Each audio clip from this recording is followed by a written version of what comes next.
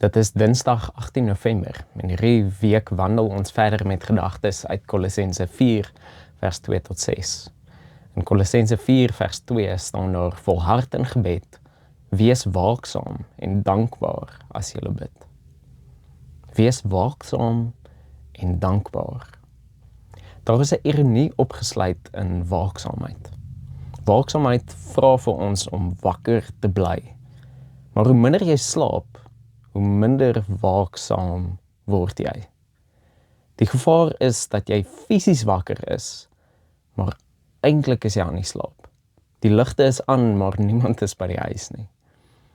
'n Klomp mense is fisies wakker, maar so uitgeput of vasgevang deur hulle eie omstandighede, dat hulle nie meer oplet of omgee oor die wêreld rondom hulle nie.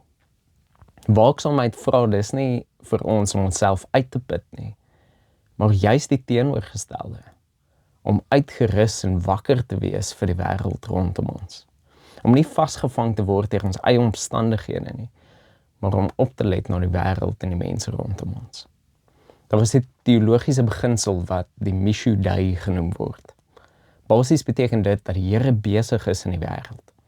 Ons werk is nie om God se werk te doen nie. God doen dit reeds. Ons werk is om waaksaam te wees en op te let waarmee die Here besig is, sodat ons sy medewerkers kan wees in die koninkryk van God. Waar of waarmee sien jy dat die Here besig is in die wêreld rondom jou? En hoe kan jy daarin deelneem vandag?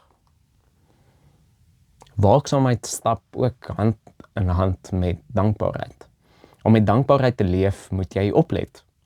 Dikwels is daar so baie dinge waarvoor ons kan dankbaar wees, maar ons mis dit, omdat ons nie wakker is nie.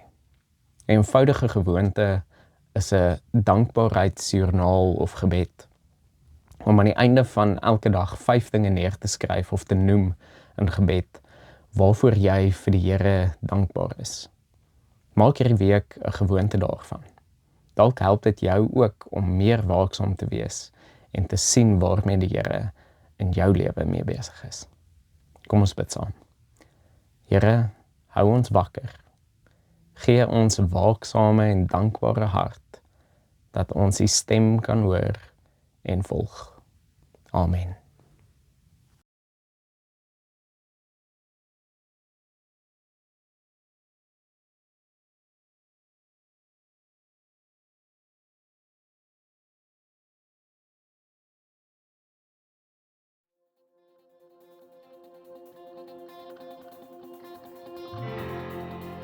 Welkom by Stellenberg Gemeente se daaglikse oordeenkings.